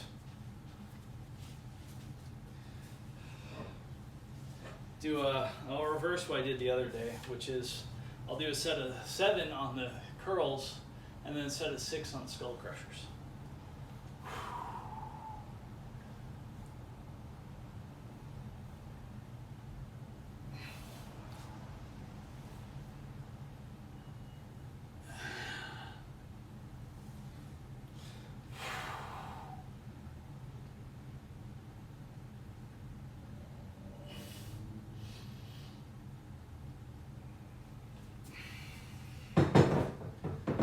Also, I think past the 90-minute mark, I'm just going to be doing really, really low reps, really, really lightweight, just to get through this thing. I am feeling it, so I'm going to hit it at that low rep, low weight, less talking after this set right here of 1 situation, just to kind of cut loose and make this video more digestible. I think I've already said enough weird Yourmisms all the way through this, so here we go. I think I got that out of my system. Maybe I haven't, but this is a good little bit of self-discipline to see if I can stop that. I've gotten into the habit of talking to you, and it's good because it gets it out of my system. But at the same time, I want to be able to cultivate that habit. Let's say it's mildly important for me not to. Just listen to my body. See how my wrists are feeling with this. Take it nice and slow. Really hear them out. It's going to be a set of 1. Get right into the next phase. I'm only going to do 3 of each. I'm going to write it down that way. And not forget. Just got to push through this.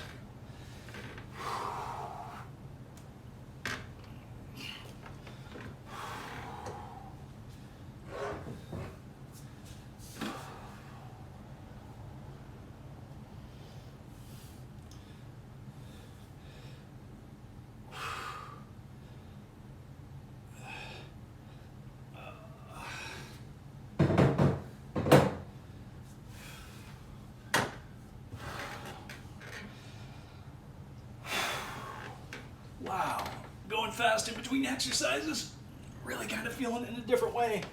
It's a different feeling. In some ways, it's a good feeling. Let's explore this a little bit better. So, new guideline. Possibly after the 90-minute mark, if this workout goes beyond 90 minutes, start doing this, lower the rep range, and not lower the sets, but just lower the weight, lower the reps. Quick set of writing out on this. Remember what I did there. Did something special. Did something different.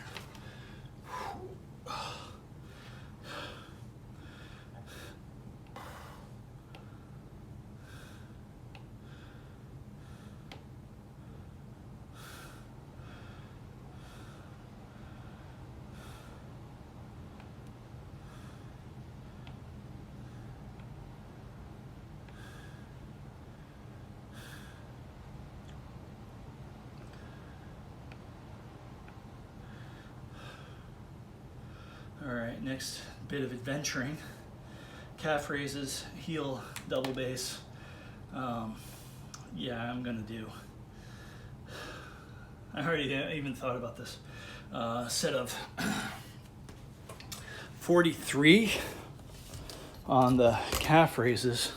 So 3 sets of 43, and then a set of 70 on the heel down double base thing. And not on this video, but maybe later on tonight, I will do my own little double bass type session.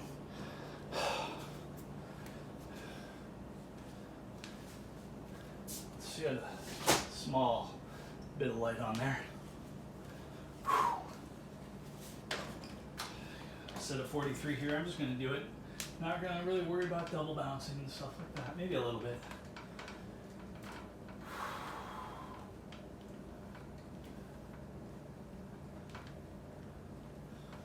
A bit sore in the calves from last time.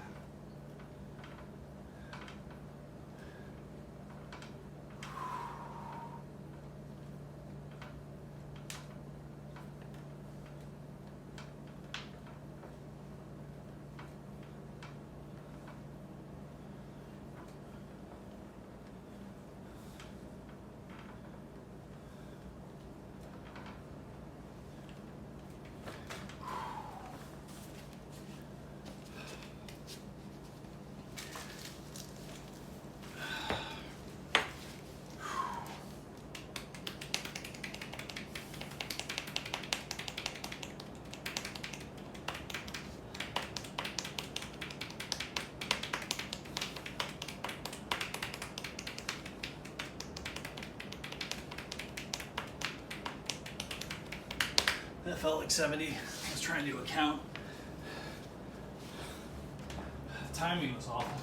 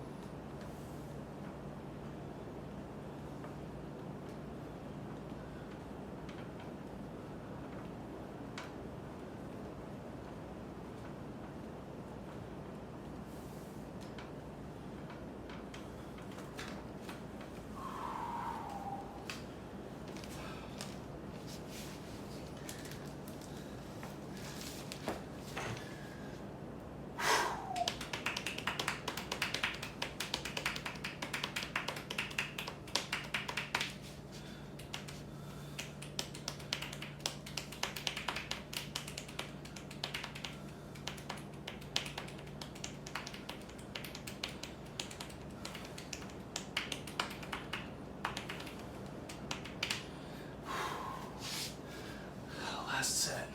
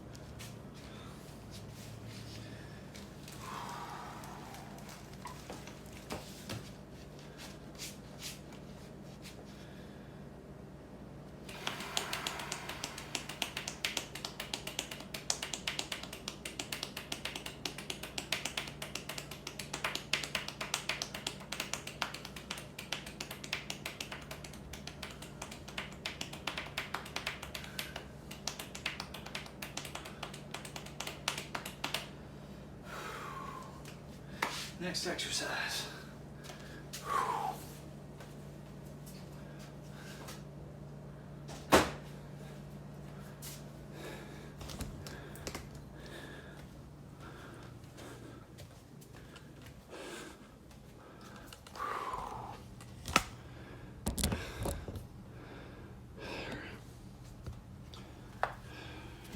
Guess I should have write this down real quick.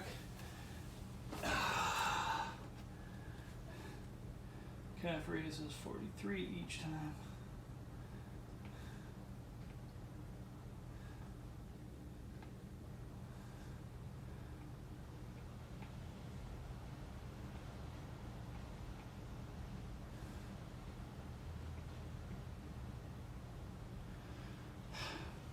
All right, for these grips and the full leg and knee ups, I'm gonna do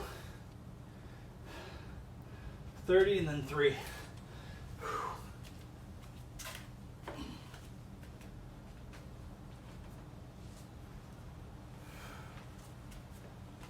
Congratulations. It has been 42 hours since I've last eaten, approximately. Possibly a little over that. Woo.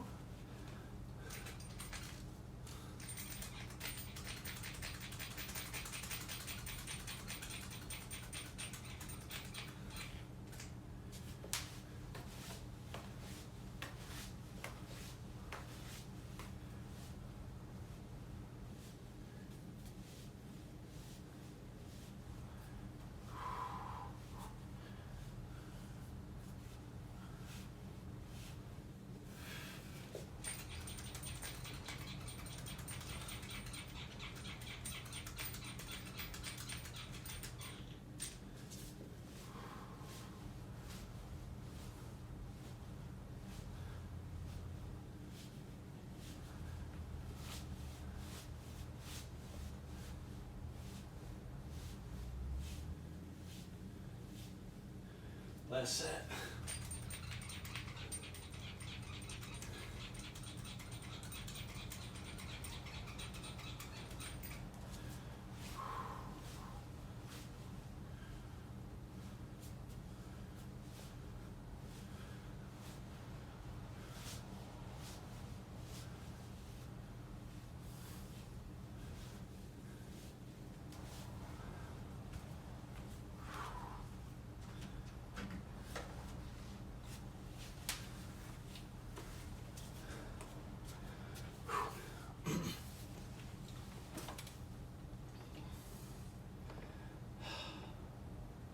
Write it down real quick.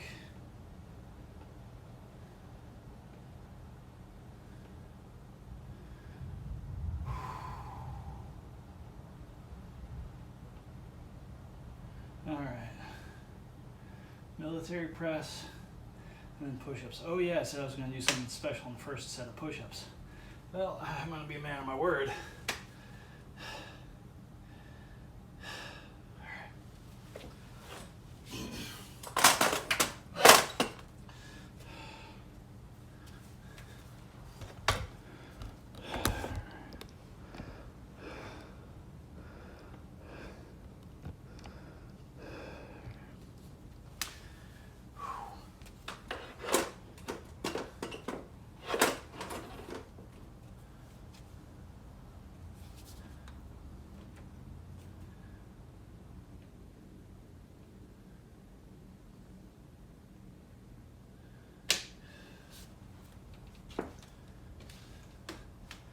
Keeping things simple.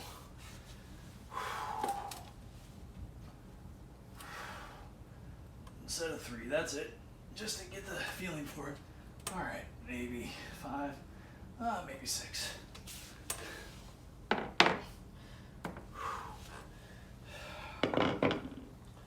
right, now I'm gonna do a breathing exercise. I think I said somewhere between 13 and 40 breaths, or 7 and 40 breaths.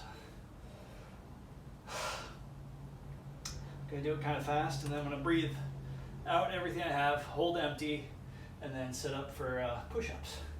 So here it goes.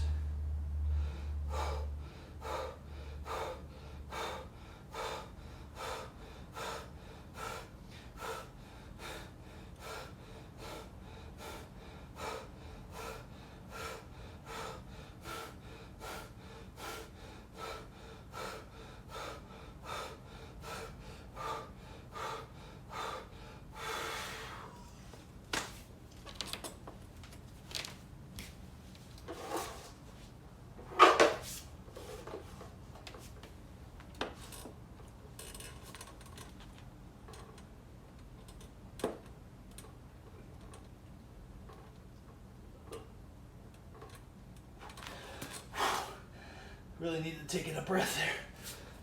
Wow. All right, let's keep doing this. I feel super weak right now.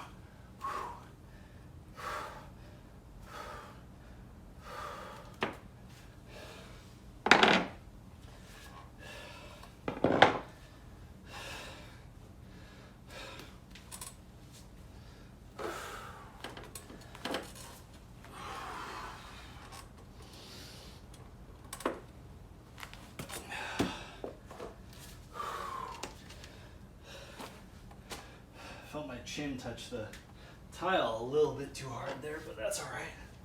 No harm, no foul. No blood, no foul.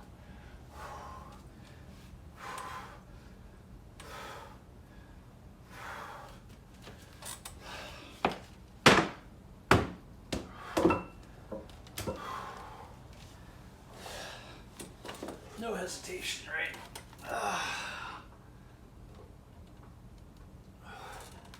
Ooh, really feeling this.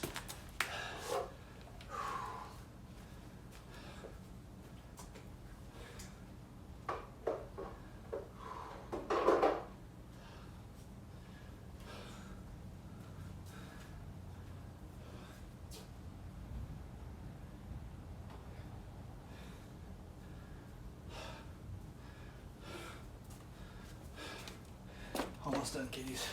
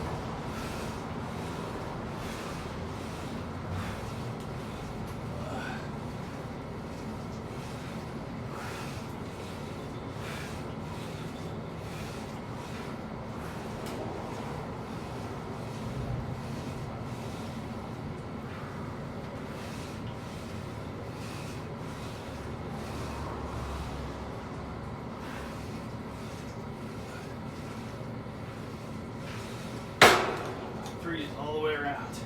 And it's just going to be one. Left, right on this bent over, probably not even in view thing.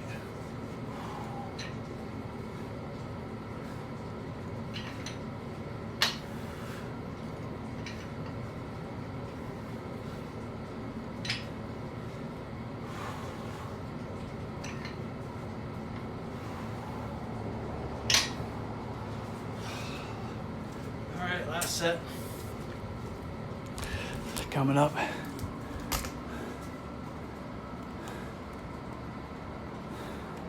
Got a feeling next time I'm going to do this workout, I'm going to do super low sets, a low number of reps, low weight, and see if I can get this thing done in 30 minutes and see how that feels. Where it should feel like nothing, I bet you it'll be super cardio.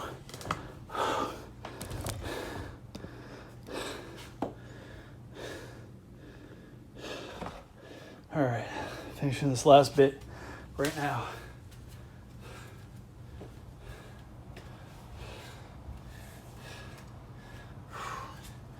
Here we go. It's gonna be 3 sets of 1, just because I am done. Doesn't get much lower of a set count than that.